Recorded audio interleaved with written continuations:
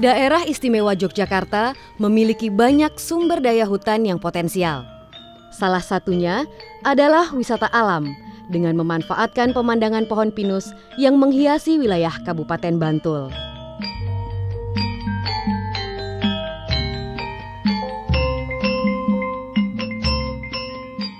Ini sebelum jadi pariwisata, dulunya kan hutan produksi dan hutan lindung.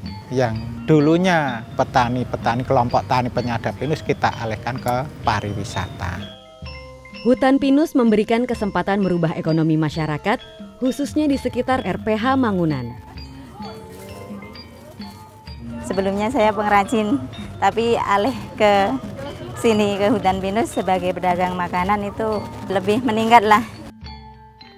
Keberadaan hutan wisata sejalan dengan program pemerintah daerah. Dengan bertambahnya kunjungan wisata, kesejahteraan masyarakat sekitar pun dapat ditingkatkan.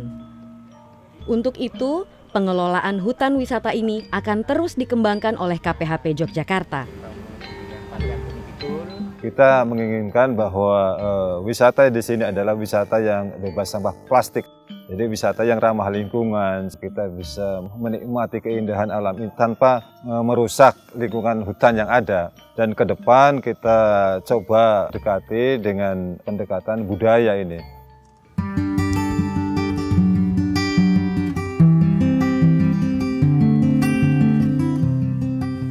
Indonesia memiliki potensi sumber daya alam yang luar biasa, sehingga penerapan KPHP akan membuka peluang dilakukannya di beberapa wilayah lainnya. Kita akan arahkan semua KPHP ini menjalankan multi bisnis, jadi mengelola sumber daya apa saja yang ada di arealnya, tidak hanya kayu, apapun termasuk jasa, termasuk wisata alam, tentu di bawah koordinasi KPHP semuanya bisa terintegrasi. Harapan ke depan sih seperti contoh Jogja ya. Jogja termasuk KPH yang ya minim resource lah.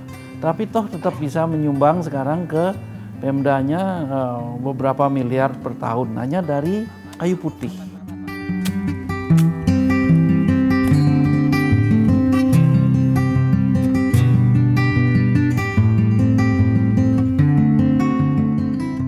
Kalau dulu kan tanah sini dikasih kayu itu yang keras kayak mahoni, kesambi. Kalau sekarang kan diberi tanaman kayu yang produktif.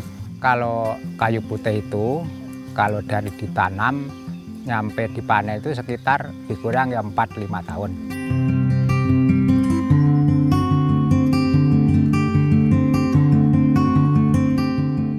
Minyak kayu putih di wilayah KPHP Yogyakarta diproses di 4 pabrik.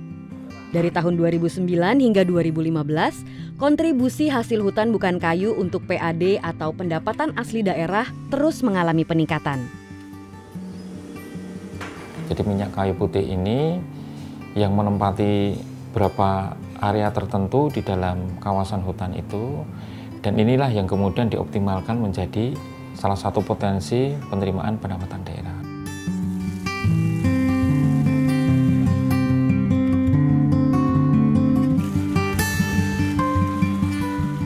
Jelas pasti bisa meningkatkan perekonomian masyarakat yang ada di sini. Hampir semua warga yang di sini ikut menggarap di lahan itu. Satu desa itu terbagi 2 wilayah, zona timur itu 3 dusun, zona barat 4 dusun. Pertengahan itu kehutanan.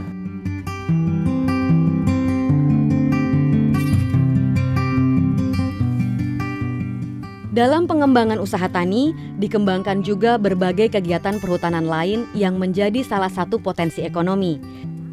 Misalnya saja dengan cara tumpang sari atau pemanfaatan ruang tumbuh di kawasan hutan yang tidak mengganggu tanaman pokok. Banyak sekali manfaatan dengan warga masyarakat di sekitar hutan. Kita bisa ikut menanam tanaman tumpang sari di bawah tegaan kayu putih. Warga masyarakat sangat untung sekali dan Dinas Kehutanan juga untung. Kita saling menguntungkan ya.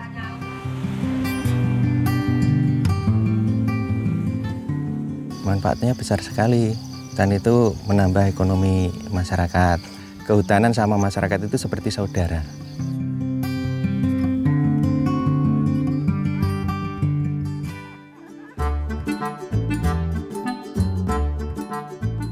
Untuk potensi hutan berupa kayu yang dikelola oleh KPHP Yogyakarta berada di 5 bagian daerah hutan atau BDH, yaitu Panggang, Palian, Karangmojo, Playen, dan Bantul.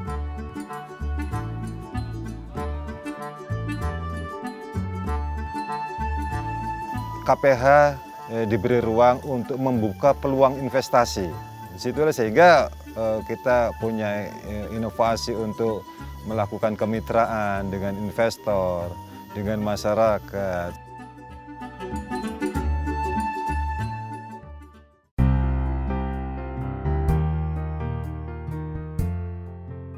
Indonesia dengan hamparan hutan dan ekosistem lainnya merupakan negara dengan kekayaan dan keanekaragaman hayati kedua di dunia. Hutan tidak hanya dapat menjaga kualitas lingkungan dan memberikan manfaat sosial saja, tetapi juga memberikan kontribusi dalam menggerakkan ekonomi melalui produksi barang dan jasa. Sebagai sumber daya yang dapat diperbaharui, hutan harus dapat dikelola secara optimal dan lestari. Di antaranya adalah dengan dibentuknya Kesatuan Pengelolaan Hutan Produksi atau KPHP, yang dalam hal ini bertujuan untuk memperbesar akses masyarakat dalam usaha pemanfaatan hutan. KPHP itu adalah unit pengelolaan hutan di site, di tingkat tapak. Jadi seluruh hutan Indonesia ini dibagi habis ke dalam KPH-KPH. Ada 3, ada KPHP yang untuk produksi, ada KPHL untuk lindung, ada KPHK konservasi. 347 adalah KPHP.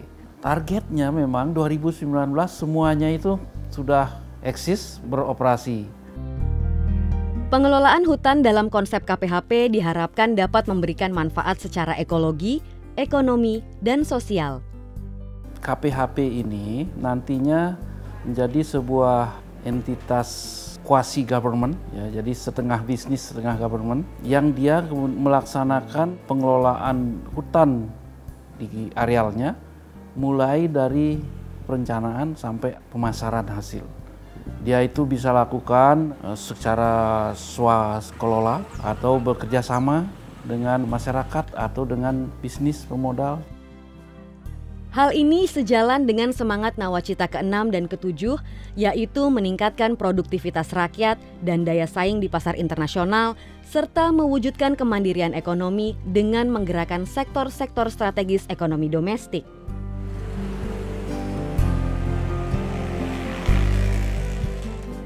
Wilayah KPH Yogyakarta itu sudah terdokumentasi dalam dokumen perencanaan, ya, mulai dari turunan dari rencana RKTP di tingkat daerah istimewa Yogyakarta, kemudian diturunkan menjadi rencana pengelolaan jangka panjang wilayah KPH yang sudah disusun oleh Balai KPH, kemudian juga sudah ditetapkan oleh Menteri Lingkungan Hidup dan Kehutanan.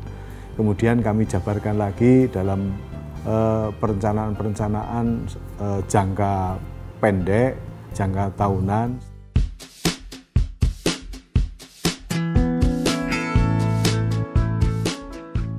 Pada 20 Desember 2011, ditetapkanlah KPHP Kabupaten Kulon Progo, Kabupaten Bantul, dan Kabupaten Gunung Kidul yang berada di bawah KPH Yogyakarta. KPH Yogyakarta itu sebagai Kesatuan Pengelolaan Hutan Produksi. Untuk wilayah kerja KPHP Yogyakarta itu kurang lebih 15.700 hektar. Terdiri dari 13.000 sekian hutan produksi dan sekitar 2.000 hutan lindung. Kemudian kita kelola bersama dengan masyarakat. Kita konsepnya pendekatan kemitraan berbasis masyarakat.